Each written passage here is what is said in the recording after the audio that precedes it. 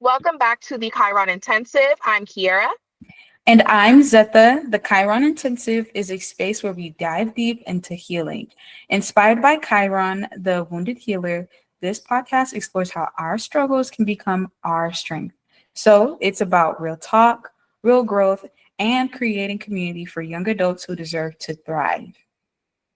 Exactly. Do you often find the phrase showing up for yourself confusing at times? It can be if it's not something you're used to doing. So, in this episode, we are going to talk about what it means to show up for yourself. This is a discussion about how we navigate being committed to and supportive of ourselves. So, Yeah. Kiara, Yes. what's one thing you did for yourself this week that made you smile?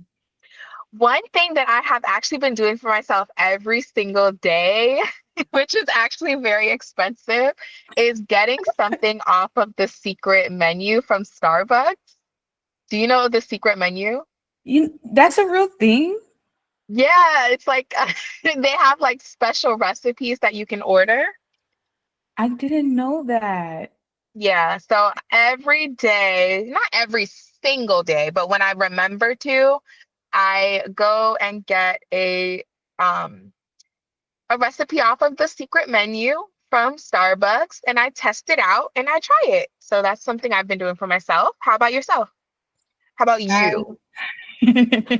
I actually love that. That's really, really nice. And for me, I actually allowed myself to go and get me hair products at Marshall's because I was like, Ooh.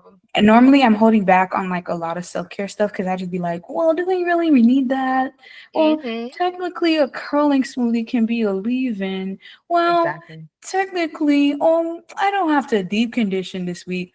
But then I was like, Zeta, no, you did a good job using your products. You don't have any deep conditioner. You got a lot of hair, and your other conditioner, you're completely out. You deserve to get it for yourself and also be proud that you didn't splurge on products in the last few months. And that sure did make me smile because I'm like, okay, I'm doing something right and I'm taking care of myself.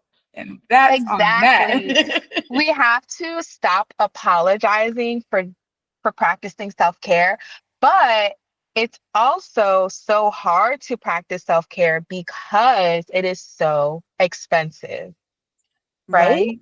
Exactly. Because it's like you start to tie your worth to the expenses around what you need your self-care for. When it's Exactly. just, it's just if it has to get done, like there's gonna be something that has value that you need to get done. In the same way food costs money, you shouldn't feel bad that you have to eat. Just the same way, like I shouldn't feel bad to get products that makes me my hair feel good, look good, present myself well, and then present myself to the world well. So, and it's Marshalls. Yeah. So there's always like a deal, a coupon in there somewhere. But there's also like a need to practice self-restraint, right? Because Right. it's like, so I've been doing this lately, but I know that this is not something I will be doing long term. I'm doing this right now to make myself, feel better, but also just to reward myself each day because I Hmm. do work hard every single day. I I am very much a busy bee in the background and I just like to reward myself in little ways, but I know that spending $8 or $9 getting that customized drink every day is not realistic, right? Right. So, so frugal, because I'm a frugal queen, being frugal is okay too, right? Right. So, practicing self-restraint and knowing when to say, okay, I'm not going to get this today, but let me add that to my mental checklist that I can buy maybe next month or when I get a bonus or. Hmm. So I totally get what you mean. I totally get what you mean. And yes, we do have to stop tying our worth to what we can afford because that is dangerous. And I feel like the question I asked ties into this topic so well, just because you are essentially like giving yourself a pat on the back in the way that you know you can receive it better than anybody else could tell you how you can receive it. So it's just like that boost, that self-esteem boost, or even that morale, that self-morale that you got, it just feels good and it keeps it pushing, and it reminds yourself that you are your friend, you are there for yourself, that you got you first. So just like how you were saying how it just felt good to just get something off the secret menu. Like it's like, you know, it sounds like to me like kind of like how you're like, ooh, like I get to try something new and like this is gonna be fun. And it's like you're making yourself like a little mini adventure that you deserve to get on.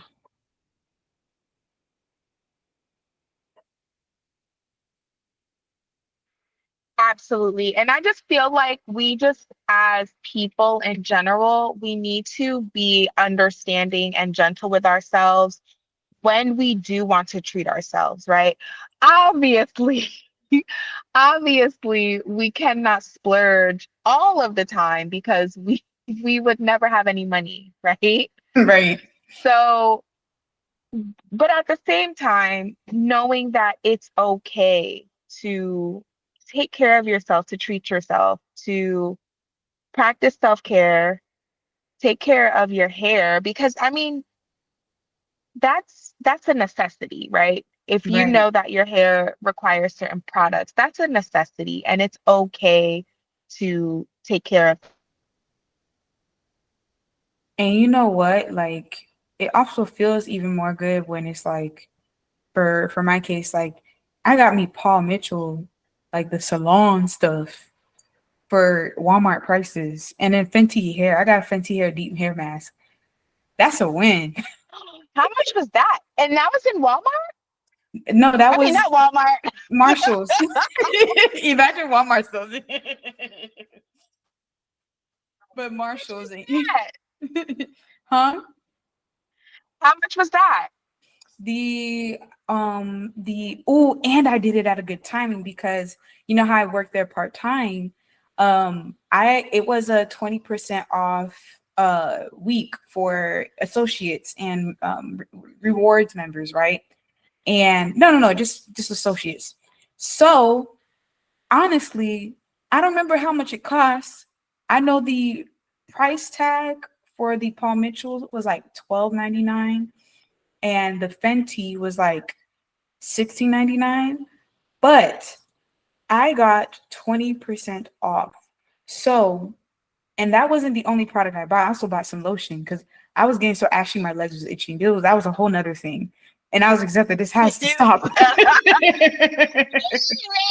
roll it on back. First of all, the pricing is pretty cool. I didn't know that I know that Marshalls has like deals with certain brands and stuff, but I would never expect to see Fenty or her products in Marshalls at all. Right? I wasn't expecting it. And I said, let me snatch this because I was seeing there was like a line of products. I said, why nobody else is grabbing this?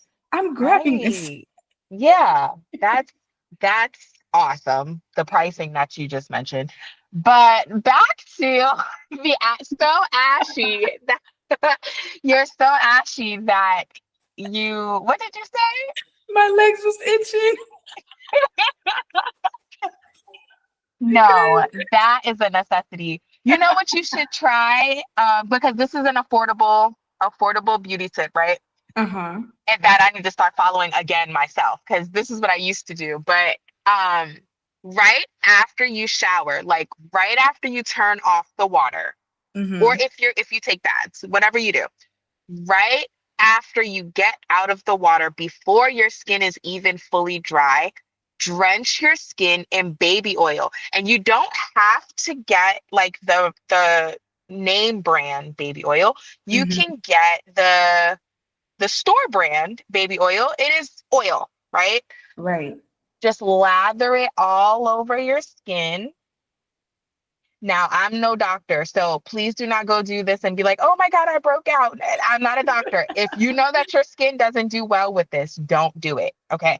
So back to it. So Just lather your skin up and it doesn't have to be baby oil. Can you be your favorite oil Hmm. and just let it sit there and then pat yourself dry instead of rubbing yourself dry. Does that make sense? That makes a lot of sense because you know how I've been messing up. I was like, oh, they say, oh, put some baby oil, and I was like, yeah, it's getting hot. Let me extra moisturize Oh myself. no, You know what not I've been in the doing? sun. What I've been doing is, especially when I be done showering. Oh my gosh, Kiara, I would rub myself dry and then I put the oil. Yeah, so you want to seal your moisture with the oil and just if you can, because I know everybody doesn't have an environment where they can do this. I totally understand. I'm dealing with that right now.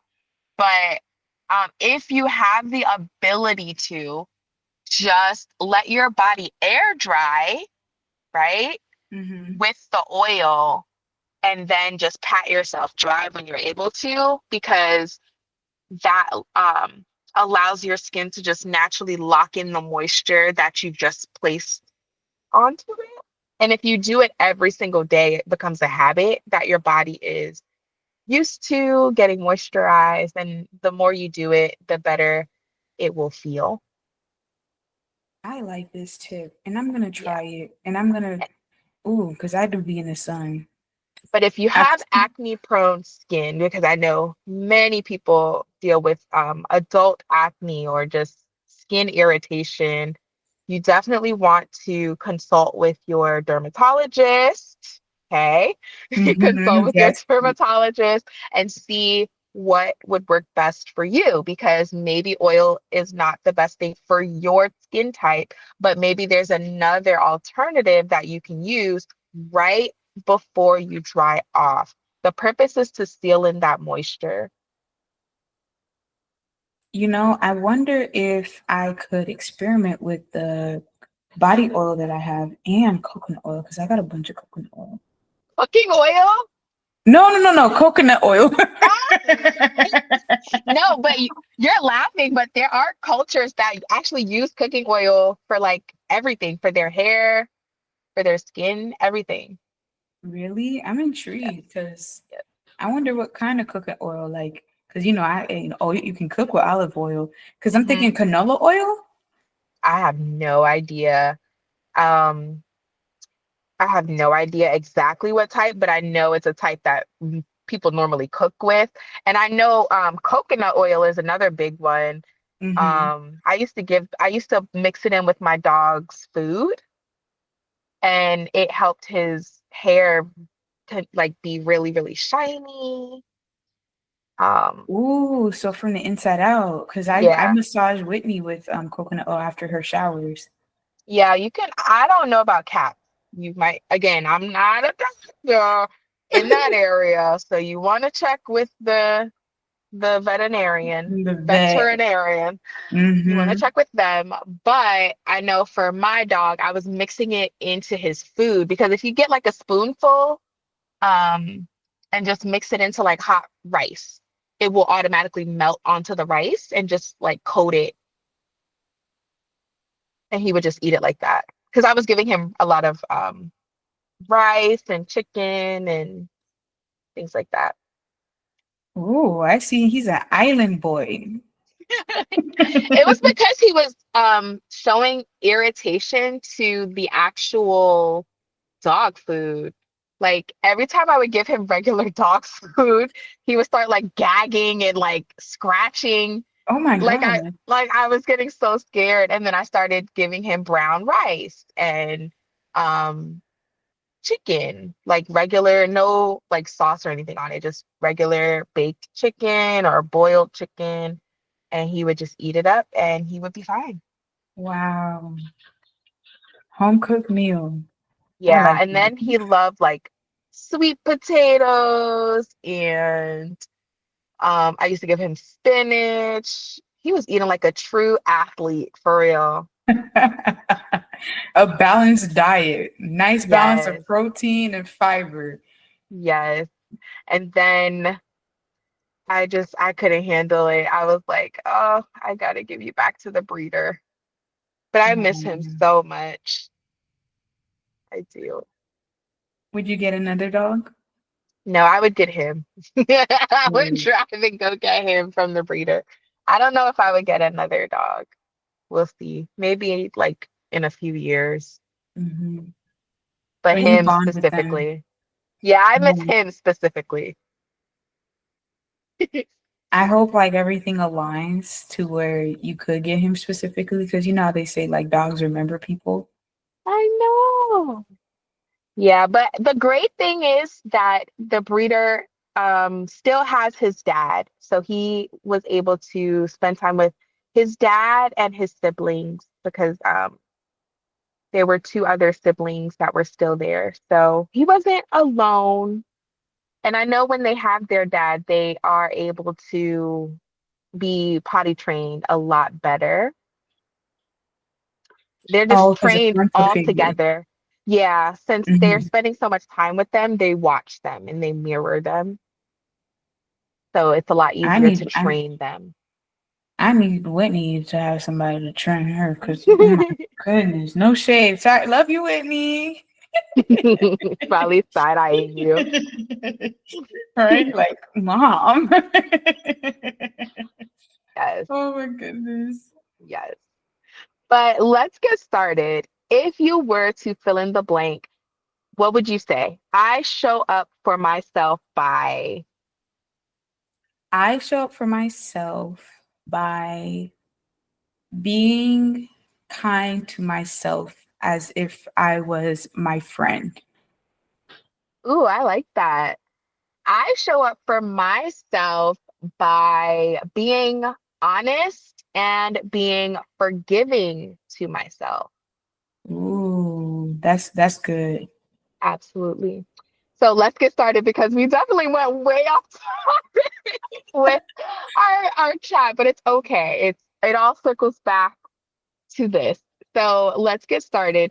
Usually, if you struggle with showing up for yourself, right, as we've said many times before, it's because you struggle with setting boundaries. Oh, when When you are unable to set boundaries, you are going to struggle with showing up for yourself because if you are constantly giving and giving and giving and giving and giving to other people and you're not giving any of that to yourself, you are neglecting yourself.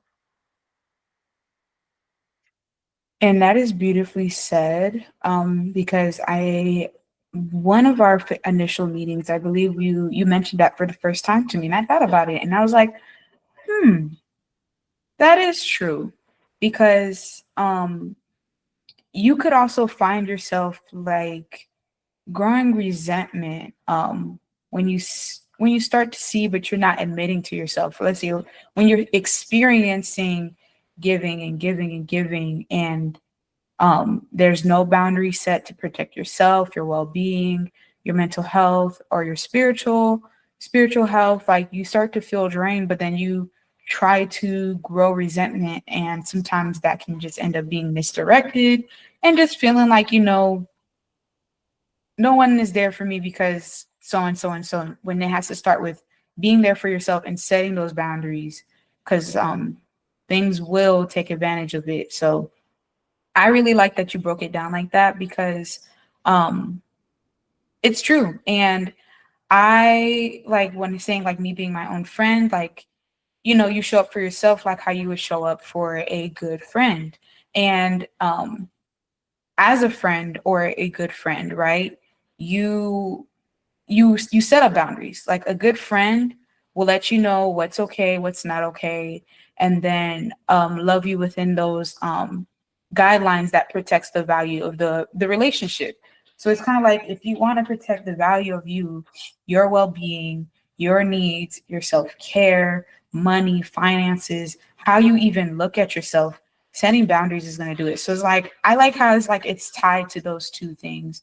And I feel like if more people think of it that way, that it'll be easier to, because you can't call it 1, 2, 3 and that's it for me, you know, like you, but following that as a principle, I think like sets somebody up for success and like showing up for themselves.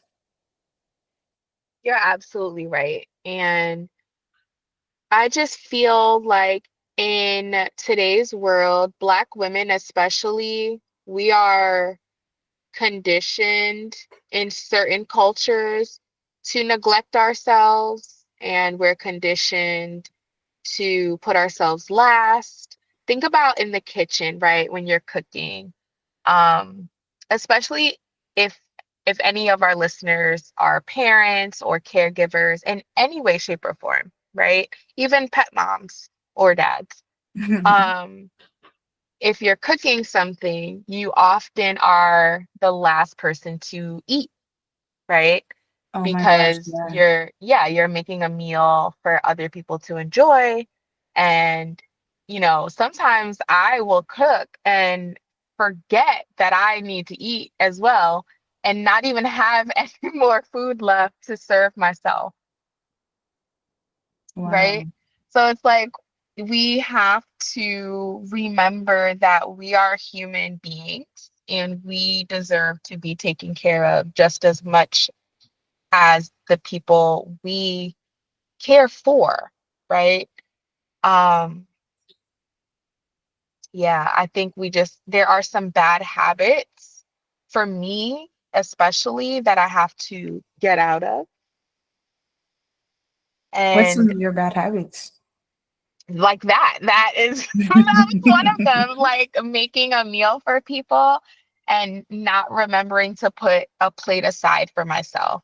So one thing that I was like, oh, what I can do is I will make my plate first, right? I won't eat it yet, but I will make my plate first, cover it up with foil or wrap or whatever it is I have, and just put it to the side. That way, when I'm serving others, I will have a plate made for myself and I won't have to worry about any, like not there not being enough or any leftovers or anything like that.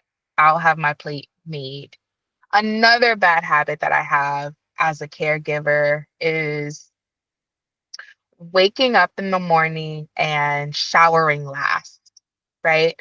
I want Mhm. everybody to get in the shower first. I want everybody to be done being dressed and ready to go. And then I'm just the last person to get in the shower, and I'm rushing and I'm not doing a good skincare routine. I'm not doing a good shower routine, a hair routine. I'm not taking care of myself. I'm just rushing through the shower. It's just um, a task that I'm getting done, right? Right. And it shouldn't be that. How about you? What are some bad habits that you notice within yourself that you can improve? You know, like some bad habits that I noticed is like the it's sleep. And I think like it's still something that I'm trying to figure out, but you know how like sleep is tied to everything.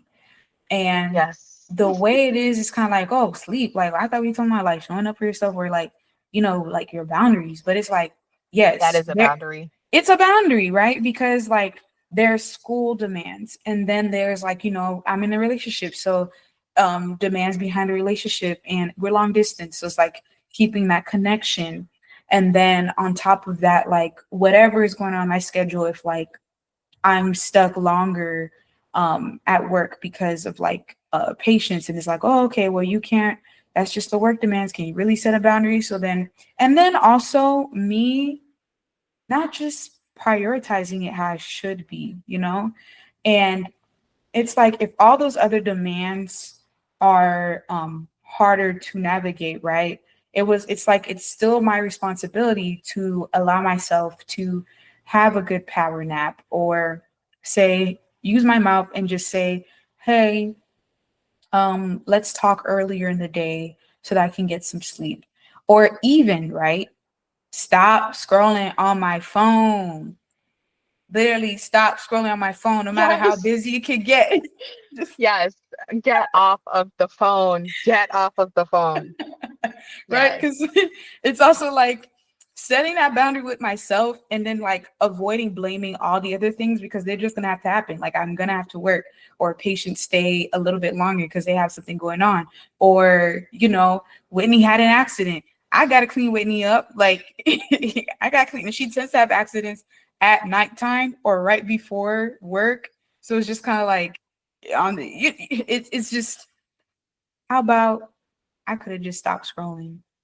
I could have just read a book for Exactly. 10 minutes and then go to Or you sleep. could delete the app off of your phone altogether. That's what I do. True, that's smart. And I have a friend who told me all her social media is on her computer. It's not even on her phone no more. And I'm like, Oh, maybe I need to yeah. do that. Like she goes on Instagram, TikTok on her computer. She wants to do it that bad.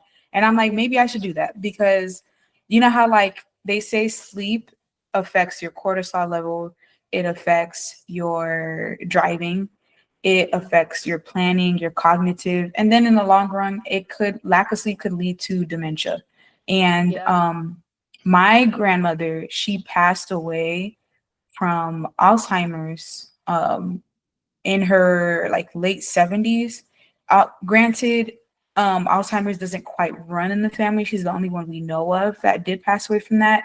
And they Yeah. believe it was due to stress. She grew up under poverty. My grandfather wasn't the greatest person, so he added on to her stress. They describe her as like a very strong woman, right? Stern, strong woman. But we all talk about in the family what made her so stern and so Mm-hmm. strong. So she's Mm-hmm. been through some stuff. And then near the end of her life, a dentist in Haiti just pulled her teeth out. And you know how teeth and that's another thing that I think is like also a boundary because I got a teeth. Anyways, um, yeah, they say that the Alzheimer's definitely just went downhill when that dentist who should have honestly, I just wish I can't wait for Haiti to get better. But if he was in the US, he would have lost his practice, all of that. He pulled her teeth out with no anesthesia, and I believe she didn't really have antibiotics. So Mm-hmm. it just plummeted her Alzheimer's. And they do say sleep, stress, and dental health, controlling those things can affect your dementia. So I was like, Zeta, you get everything from your daddy. You look like your daddy. You look like a Saint Fleur. Like that, you can't ever run away from that. What else do you think like you could be triggering genetically by having poor sleep? So I was like, I need to get better sleep. I'm working on it so bad.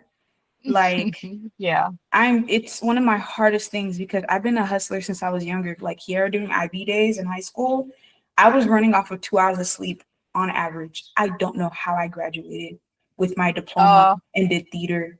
I don't know how I did it. I'm a hustler. And that's why I think about like, dang, am I like my grandma sometimes?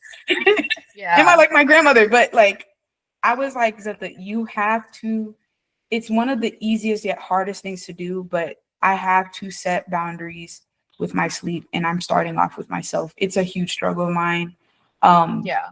Because yeah, and if I and my body has learned to I only sleep if I'm knocked out. That's why I don't hear anything. I have like so much alarms because I don't hear none of them because I think my body's like learned to just shut itself down. Like there's no drafting off in the bed. Like if I'm in a car and I'm relaxed, okay, I'll drift off. But when it's bed, it's either I'm awake or I'm knocked out. And my Yeah. body, I just think I did that to myself. And I've been trying to fix it. And it's like if I knock out on bed or I'm scrolling on my bed, boom, forget to brush my teeth. And that could lead to dental problems. It's just, or forgetting to floss because they tell me all the time at the dentist, you're great at brushing. You just need to floss. And I'm like, I forget to floss. It's the hardest thing sometimes. Yeah.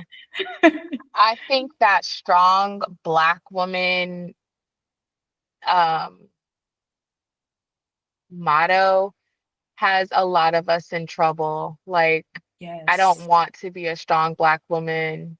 I literally got a text message from somebody who was like, "Oh my goodness, you couldn't sacrifice your time." Like it was I Uh-uh. was supposed to meet up with them and I canceled because I was tired and physically could not move. Like I physically was in bed, unable to move.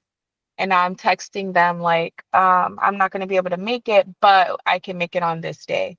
And they're like, oh my God, you couldn't sacrifice. And that word,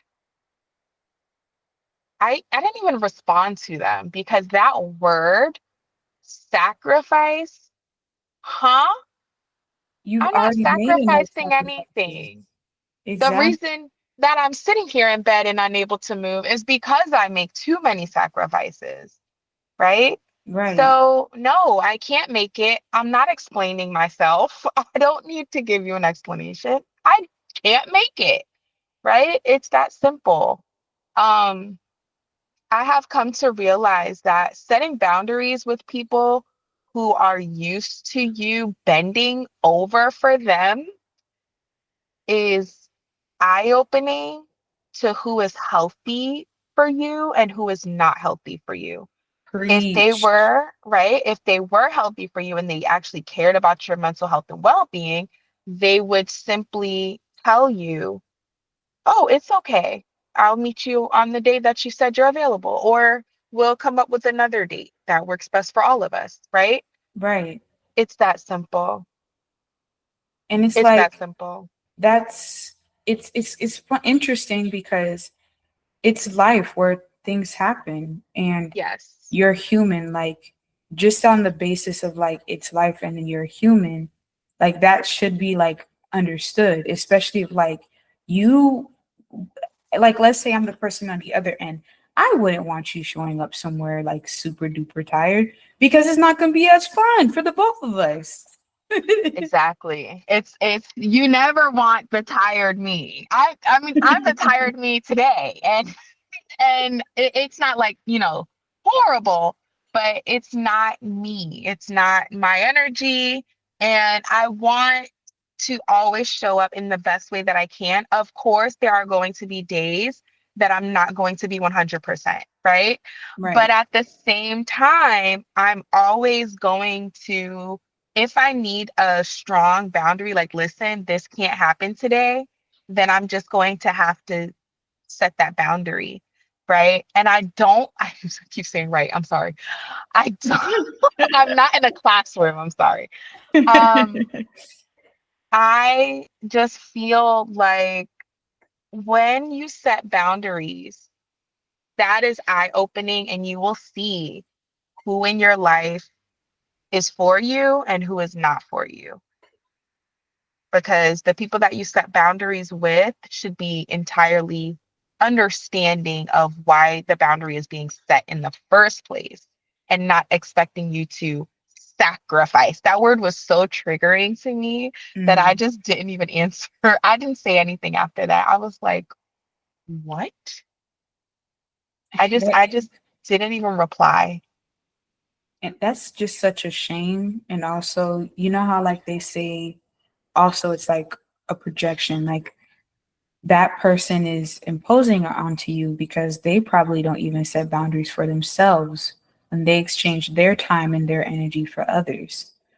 So it's Exactly. like seeing that image of someone who does set that boundary, I bet you it does like trigger something within them and trigger those feelings of like resentment or just feeling like everybody just takes and takes from me. Well, I just, but it's like you did the good thing starting off with yourself and showing that you weren't being selfish, like selfish, saying using that Mhm. word sacrifice or implying that somebody can't make a sacrifice is in other words saying that they're selfish. And isn't it funny that when you set boundaries, people call you selfish, but it's the Mhm. most basic boundary.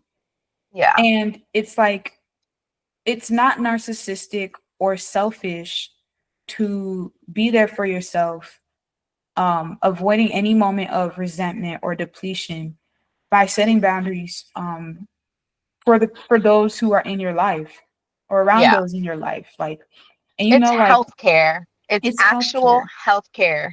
If I need Exactly. to sleep, I need to sleep. Just like you said, a lack of sleep is serious. It's a I first of all, I don't even know how I made it through my 20s, especially my early 20s. Like when I worked in hotels, and I used to work in hotels, And I literally would either work the night shift and then go out all night and then go to work at 7 a.m. How did you do that? I don't What? know. I don't know. How did that happen? I don't know. But it was so funny to me because I ended up getting fired from one job because I overslept one night. First of all, they got in trouble for firing me because they didn't fire me for being late. They tried to fire me for not putting in a reservation, but we're in an office with other people, right? So Uh-huh. you can't blame one reservation on one person. So that's where they messed up at. Ah, I got So you. so I definitely won my case on that one. But they should have fired me for being for being late because I was supposed to be in at 7 a.m. Okay, let me rewind it. I did a 3 p.m. to 11 p.m. shift. I then took myself out. I met up with a friend. We were out for hours. And Oh then my my. coworkers are like, oh, hey, meet us at this bar. Meet us at this bar in the middle of the night. So, mind you, the bar, I used to work in Manhattan and the bar was like all the way in Queens. I don't know if you know New York well, but Queens can be far. It depends on what part of Queens. It's far. And ended up waking up in Queens Yikes. at like 11 a.m. Mind you, I'm supposed to be there at 7. 11 a.m. I said, oh yeah, I'm not gonna have this job much longer. Oh my gosh. But where they messed up at was the reason for firing me. Because what they should have done was obviously fired me for absenteeism, right? Mhm. Duh. They ended up firing me for a reservation that wasn't entered into the system, but there are other people in the office who could have entered in that reservation. So, yeah. Wow. So then, did you learn your lesson? I learned my lesson. I did. I learned my lesson that number one, I should have never been working 3 p.m. to 11 p.m. and then being forced to come in at 7 a.m. Uh-huh. That was Yes. an issue. That was an issue within itself. But as I first of all, now obviously I'm I'm out of that clubbing and drinking phase. I don't even drink. I have been sober for my youngest son is 7. I have been sober for 7 years. I am drink free. I do not experiment. 8 p.m. is late for me. Like Wow. this is how much I've changed. Very much a mom. I'm very much a mom. I love the part where you said 8 p.m. is late for me. It really is. Like we used to go to bed at like 6 p.m. Like Oh my god. we used to go to bed at 6 p.m. Those were the days. Like, ooh, I can't wait to get into bed. And I used to sleep for like a good 12 hours. Oh my god, that sounds so good. Maybe I need Especially, that. yes, especially when they were toddlers. Like toddlers will make you question life. And I had two of them at the same time. Oh my gosh. So I was putting them to bed at 6 p.m. and then I would practice my little self-care and put myself to bed right along with them. Oh my gosh. No. That was beautiful. Like But I don't drink. I don't mess with drugs. I don't do any of that. And no judgment to anyone who does. I understand. I understand, you know, but that is just the lifestyle that I have chosen. I just am 1000% sober. And sometimes I feel like I'm too sober for this world.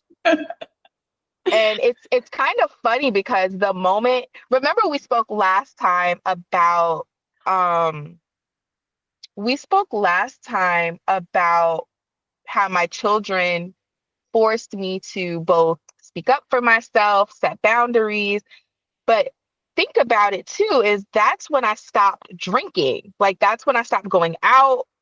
That's when I stopped clubbing. That's when I stopped doing all these little party girl things. Like the moment I knew I was pregnant, I was in mommy mode 100%. And I just completely did a 180 with my lifestyle. And I think that was a part of it too, was um, being 1000% sober, me recognizing why I was drinking, why I was going so hard, you know, it was because I was in pain. Oh, I see. So the And wow. and being forced to be sober, right? And being forced to actually handle and cope in ways that do not involve substances.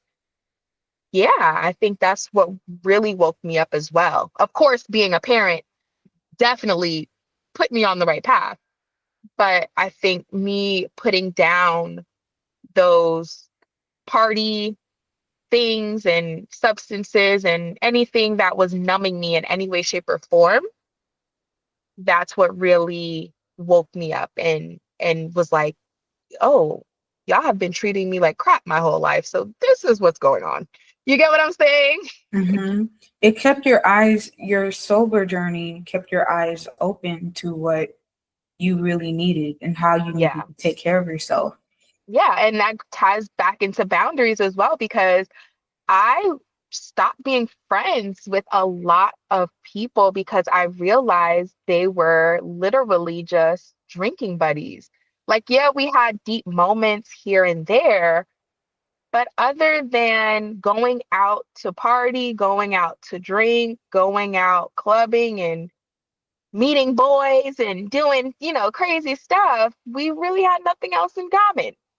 And they was it would you also say like they also didn't potentially care about your full well-being as well? I wouldn't say that because they were struggling with their own personal problems and their own personal feelings. And there's a reason why you're numbing yourself. There's a reason why you're drinking. There's a reason why you're standing on top of a bar in front of a crowd. You get what I'm saying? Like, Right. there's a reason for everything. So I don't judge people. I don't judge people because there's always a reason, whether they tell you or not. And if they tell you, maybe you're lucky they trust you, right? Hmm. But I never judge people. I just think I I sobered up and I recognized that number one, um,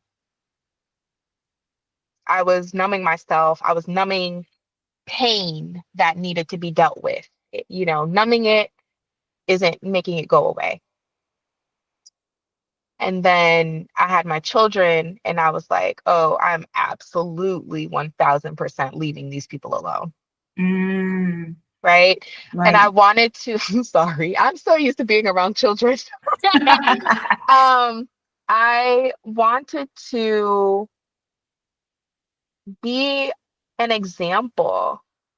I wanted to be an example. And how can I be an example if I'm going out to drink and party and um, doing things that I was outgrowing anyway? I had my first Mhm. child at 26. It wasn't like I was young, young. I was 26 when I had my first son, and it was time to grow up. Wow. And I'm like 25, so it's like, oh hey, Yeah. it's like also it's like if you never did it, how would that if you never did that and start to grow up and start to Hmm. make changes for yourself, how would that affect your sons, Because like Hmm. showing up for yourself, it's not a selfish thing because it also does affect the people that come after you or who depend on you. So imagine if you never started to nourish that type of value or those changes with yourself, like sobering up, staying away from people who don't serve you or who's not going to be there for you or even value your any of your potential values or changes in your lifestyle. And sorry, it's like the verbiage, my grammar, but like, you know what I'm Mhm. saying? Like, Mhm. how does that Yeah. tie into the kids? Like, Yeah. it's going to create a cyclical issue because will they have lower self-esteem because you have low self-esteem, or will they start to find ways to numb themselves because they're constantly seeing you trying to numb yourself. Mhm.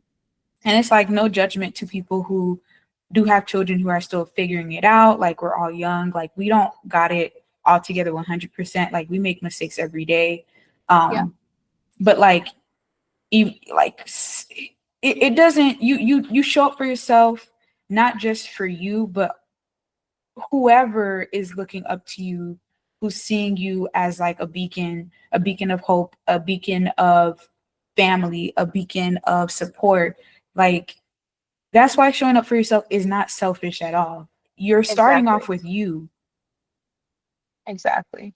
I wanted to, first of all, I'm proud of myself, but I'm also happy that I was able to experience my 20s because if I didn't go through it then, you know how many people they have like a straight A life, right? They are a Mm-hmm. goody two shoes their entire life, and then they have the husband or they have the wife and they have the kids, and then they want out because they want to experience things that they didn't get to experience in their 20s. So Mm-hmm. I always say, experience your 20s, experience your teens, your teenage years, experience them and don't, as long as you're being safe, as long as you're not hurting yourself, as long as you're not hurting anybody, experience that time because that's what they're for. So that you're not having a midlife crisis while you have a brand new family. Do you get what I'm Mm-hmm. saying? So it's Exactly. like I'm happy that I got that out of my system, but at the same time, I'm not happy that I got into it in the first place. And I got into it in the first place because of unresolved pain. Mm-hmm. It's whenever you are connecting with somebody who struggles with any type of vice, alcohol, weed, any numbing device, it is because they are hiding something or they are ashamed of something or they are in pain. There's something going on. Nobody is an alcoholic for no reason. Nobody is a drug addict for no reason. Nobody picks up an addiction for absolutely no reason. There's an always an underlying issue there, and it's usually pain. Mm-hmm. You know, speaking of pain, right? And I know like there's so many layers to it. There's not one answer of it, but what would you say like at the very most basic level um with dealing maybe any sort of pain or maybe like a pain that you're familiar with because you know we can't label every single one, everybody has different experiences, but you know, as a principle, like what do you think is a way to navigate that pain so that you're Yeah. on a path to potentially feeling better about yourself? I think that you have to be honest with yourself. You have to admit that you have a problem in the first place. You have to Mhm. recognize the problem and get the problem out of your home. If it is alcohol, stop bringing alcohol into your home. If it is any sort of substance, don't bring it into your home. Don't go to anyone's house that has it in their home. Don't, um, you also need to do inventory on who you have in your life because do you have enablers in your life who are helping you with this problem, Mhm. right? I'm sorry. Do you have any? You was eating. I was listening because I was like, oh wow, even the enablers. Because you're It's right. Like true. the enabler is kind of like, I hate to say, I don't want to say it's like a fake friend, because sometimes the reason why somebody enables is like they're just for some reason more worried about how you view them as a Yeah. person. But like enabler is kind of like, I hate to say, I don't want to say fake friend, because a fake friend is a different context in a way, Mhm. but those enablers won't allow you to get the help To you grow. need to Mhm. grow. Exactly. So it's just like you ate with the creating the inventory, because Yeah. yeah, Yeah. like And that ties all into setting those personal boundaries, right? And mhm. that is something that all people struggle with. Anybody. It doesn't matter how perfect you think your life is. You have to learn how to set boundaries. I love when I hear little kids setting boundaries. It's so Like, cute. I it's love it. yeah, and I don't correct it because it's like, yeah, you're right. You're right. You don't need to hug them. You don't need to hug that person. You don't have to say hi if you don't want to. You don't have to uh, tell them your favorite color if you don't feel like telling them. There are boundaries for a reason. They don't want to do something. Hey, I'm not going to force you. You said no. I respect it. And anytime I see a kid do it, like I literally do not like. I mean, I don't. I try not to overreact out of excitement, because it's kind of they might be like, oh, that's a little weird, but I literally be like, okay, you know what? I respect that.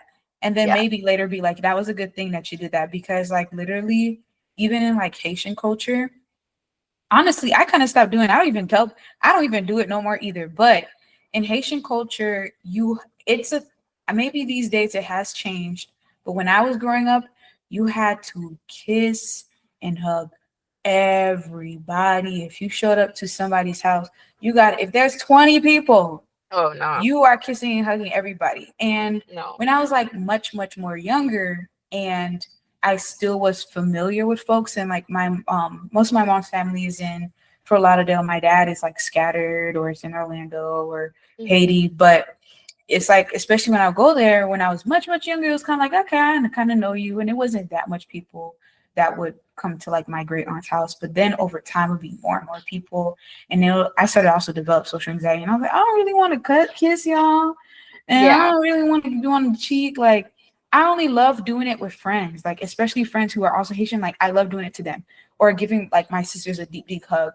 But as I got older, and as I realized more people in my family wasn't really even for me, it was kind of like I wave and hi. I'm like, why I gotta kiss you? I want to kiss you. Yes, the culture, but I don't want to. And Yeah. I think COVID changed things a little bit in the culture, but it still happens. But I don't do that no more. I do Yeah. not hug and kiss nobody if I don't want to.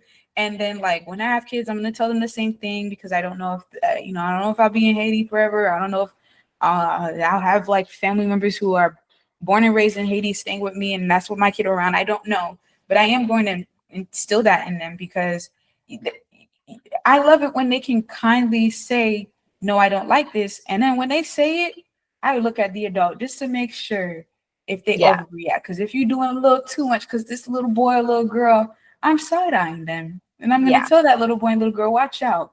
Stay away Very from much them. so. Yeah. I do not make my children hug or kiss anyone, and I make body boundaries very clear because no, thank you. Correct. And then, like, there's uh, just so many things that if you around people you don't know what I hate to talk about, you don't know what you can catch, because it's also just not that basic, but personal yeah, space is everything. There's just flus going around, there's germs, there's it's you so don't know gross. who somebody what their energy is, and you don't want that all up on you. Like, Hmm. and this is something I don't know if you might not agree with me in this. I don't even like it when I used to go to church or I visit a church. I didn't even like it when church people be hugging me, because I still be like, I don't know Oh, you, nah. and I don't know No. what energy you have. I don't know if Those are like usually the worst people to be hugging because they're talking about all they do is sit around and gossip. So, I Right. mean, come on now. If they're talking about other people, you know they're talking about you. So I don't, no, thank you. I went to Catholic church. I went to Catholic church. I went to Catholic school for my entire, like, for elementary school, for my teenage years. And it's like, I was always questioning, like, I was always questioning practices and just questioning, like, everything. And they did not like that. They did not like me They were just like, Kiara. asking the questions that need to be asked. Oh my But what would goodness. you say are your personal struggles with setting boundaries? So I think like yeah, the personal struggle definitely would be that sleep. Sleep is one of them. I think for me, one thing that I'm also struggling, funnily enough, he was just talking about like physical contact. Right now, I think I got the like greetings part, like who I want to hug or all that whatnot as good, but um, I did discover recently that, well, not even recently, but it's just becoming a thing where I'm like, wow, like you're not really setting a boundary. I don't like unwarranted touch, and I think it probably comes from somewhere when I was young.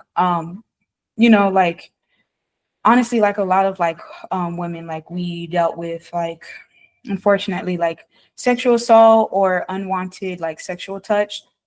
So Yeah, for me, I'm struggling with setting that boundary of letting people know don't randomly like touch me. If I can't see you or if you're right next to me, I'm not in danger. You don't have to like tap me like this, like I'm your child, like smacking my hand, like that's triggering, yeah, or dropping stuff unwarranted on me because I'm gonna be like, who's touching me? Like, yeah, who's touching me? Like, because I know people have good intentions, but one thing, it's so hard to set it in the moment it happens because every time it happens, I'm like at work and I'm always fearful of like, oh my gosh, am I gonna look like I'm not gonna say the word for like, but am I gonna look like a type of like rude like yeah, yeah. and I've had a family member like one time he did something similar to that and I did not like it and my visceral reaction it wasn't it wasn't nice. Like my visceral reaction, I wasn't saying anything rude. It Yeah, was just my delivery, right? And it is very I have a strong visceral reaction to those things and I'm honestly struggling. Like outside of sleep, but that touch like if I feel like I'm not in danger, why did you have to touch me like that? Or you were right next to me, why didn't you just use your words and tell me you needed to move? Or exactly. whatever thing you was dropping to catch my attention, why couldn't you just put it on the table and tell me it's right there? Because my brain, because of my past experiences growing up, I want to say I'm always on 10 because Mhm. but because I'm trying to like protect myself from ever having stuff happening like that again, it's kind of like Yeah, I'm trying to tell folks. I mean, I already told my boyfriend. I tried to set it with that specific family member. They didn't like that. They took it personal. They even tried telling me that I should have made a joke about it. Personally, I don't think I have to make a joke about every single thing if I say I don't like something. That's just my personal exactly. opinion. You don't have to try to make light of everything because it's going to put pressure on, like it's that like I already apologized for my strong reaction, but I wasn't inherently being disrespectful. It was just a very strong reaction to my normal, very laid back, chill, very friendly like tone. So Yeah, I'm learning how to figure that out. I'm still learning. Like I know that with my boyfriend, I just told him, okay, I gotta see you. If you feel like because I have a bad like I got a skin picking problem and it comes from anxiety and it comes from like needing to fidget, right? Like yeah, I have like fidget toys that I'm supposed to be using and I lose them all the time. And I think that ties into the autism thing. But I do it as like a fidgeting because I'm always looking for a sensation to keep me focused sometimes.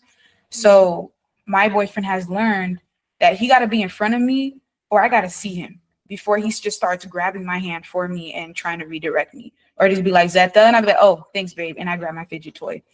My sisters, we don't really have that problem, so I didn't really have to tell my sisters. I believe we're in a similar way. Like, unfortunately, we kind of have a similar background, so I think like that could explain why they have a similar reaction, why they never done something similar like that to me.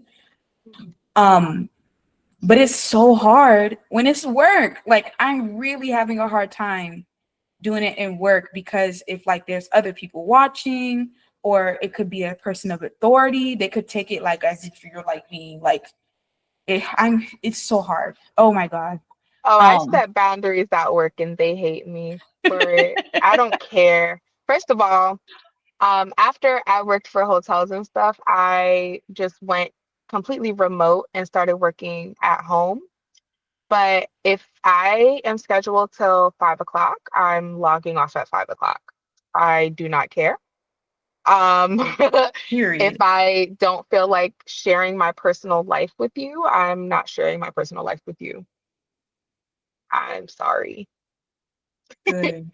I set very strong boundaries at work. But for you, you said it's mostly about you worry about what they may think. Right. Because I've gotten it before where somebody just did not like, I think people get thrown off when I have a more serious or stern moment because yes, like I'm kind, yes, I'm super friendly, but I think when there's a switch to like, I need to tell you something, I don't like this. A lot of people who are maybe not secure in themselves or who don't have good intentions for me, because people who are like chill, who's for me, who have good intentions for me, they never perceive me in that way. But I definitely feel a very strong way when those people who don't see me in a good light all of a sudden don't get like this super friendly nice Zeta. And I've noticed like when it happens, they blow things out of proportion and it's a huge headache. So like I fear that, with the job market and me like trying to when going to school for theater and I'm like jumping, I'm doing a career, like I work in the healthcare field and I'm like, I Mhm. got nothing to do with theater. And I'm like, well, healthcare is more stable. It's like, I cannot keep on. I mean, not because people love me at work, but there's just always that one Mhm. person who just ruins it. And Yeah. I'm the type of person where I was just like, this put a bad taste in my mouth. I want to leave. And if I keep on saying, I want to leave, I want to leave, I want to leave, I can't just keep on leaving every situation because one person ruined it for me. But you know what? That one person is in every single industry, I promise you. It doesn't matter which industry you go to, that one person is always going to be there. So, yes, it is much better for you to learn how to cope with that. Having to work with somebody who is unpleasant or unkind or downright discriminatory, because we've all dealt with it. Right. It's going to happen in every single industry. So, are you saying, Kiara, so for the listeners out there, you saying might as well just set that boundary? Set those boundaries. If you get off at 5 p.m., log off at 5 p.m. Matter of fact, log off at 4:59 and take a 20-minute break. It's that simple. No, thank you. I There is no job that is worth your mental health or your physical health, because let's make it very clear, if those boundaries are not set, everything is going to fall out of whack everywhere else, right? You may be Right. doing great at work, but then everything else in your life is now discombobulated because you are unable to set boundaries at work. And the same thing Hmm. happens in relationships. Like, oh, because you are unable to set boundaries in this relationship, now work is messed up, right? So it's like you need to set boundaries everywhere, everywhere. It's a non-negotiable. It really is, especially for neurodivergent individuals, especially for Black women, especially for people who have dealt with any type of abuse. You have to set boundaries, and people may, look at you like you have five heads. And I say, so what? They can look at you like you have five heads, but I bet you they won't cross that boundary once you set it. Because Oh, people who have very strong boundaries come across as very intimidating, right? And right. it's like, I don't care if you think I'm not gonna say the word, but I don't care what you call me. I Mhm. don't care what opinion you have of me. I bet you won't cross my boundaries, right? Oh I my bet gosh. you this boundary is going to be set and you're going to understand it. You Period. found the word I was looking for. It's the intimidating. Yeah. Oh my God, that was the word. Yeah. I've been called names for setting boundaries and I don't care. I I'm not going to, like, it was kind of like heckling, like, and it's strange that I use that word because this person is very dark. Like the spirit, the energy is just very dark around this person. And it was like they were trying to heckle me into an argument. Heckle, or I don't even know what you call it. Provoke me. Oh, But provoke. I got heckle, you. I don't know, heckling. What is that? I Heckling. think that's because I've heard that word used before, but it's kind of like, yeah, huh. I bet Yeah. you won't jump if I bet you won't if and I'm gonna It poke you was here and see what you're gonna do, it reaction was and all that. Yeah. strange. It was strange. And these are energy vampires, and they just want any type of reaction out of you, whether good or bad, because they feed off of that. I'm Mm-hmm. not giving you that reaction. I'm I have come to the conclusion that I can simply walk away from you if you make me feel like you are not a safe person to be around. I can simply walk away.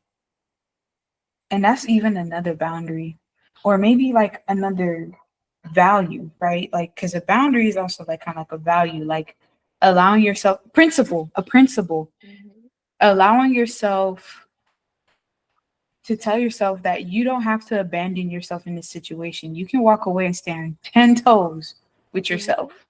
Yeah, I'm not fighting you in the street. I'm not arguing with you. I'm not entertaining this. I am walking away from you now. I hope you feel better.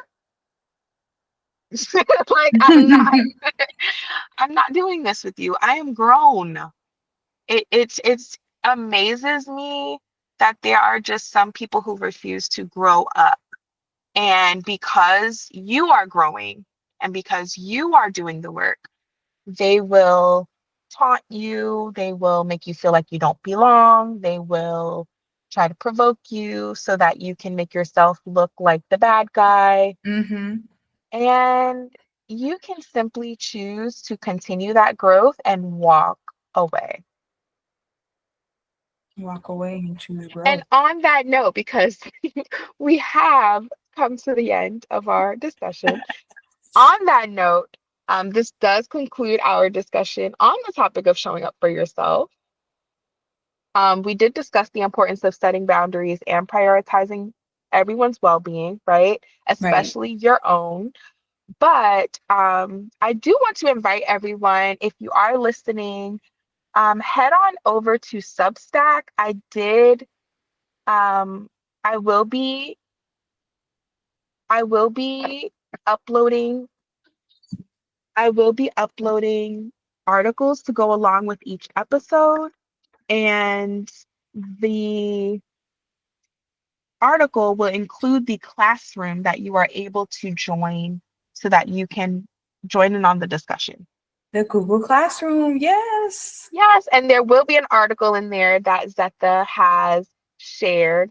So please come on over so that we can discuss this more. Please join in on the discussion. And this is a very important topic to us, as you can tell, because we talked about our personal experiences.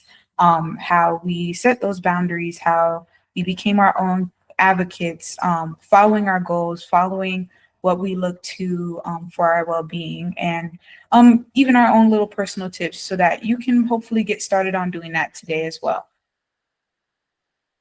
So, Absolutely. Yes. so go ahead, join us on this healing journey. And Yeah. next time we are going to dive into a conversation about setting boundaries. So you know how we started with showing up for yourself and how showing up for yourself begins with setting boundaries. We're going to deep dive into that as part of our self-care theme as well. Yes. And if you felt this discussion was useful or helpful, or you would like us to have a part two, please let us know. But we do want to see you over in our Google Classroom community so that we can have even deeper discussions and have even more networking and community over there. So please follow us wherever you get your podcasts, share it with a friend, and join us on this healing journey. So we shall see you guys again soon. And we're going to conclude this episode as I don't know if y'all can hear Whitney, but Whitney's like all up on me. She's like, okay, mom. So can I show for myself and get some cuddles? Yes, exactly. Bye. Bye, everyone.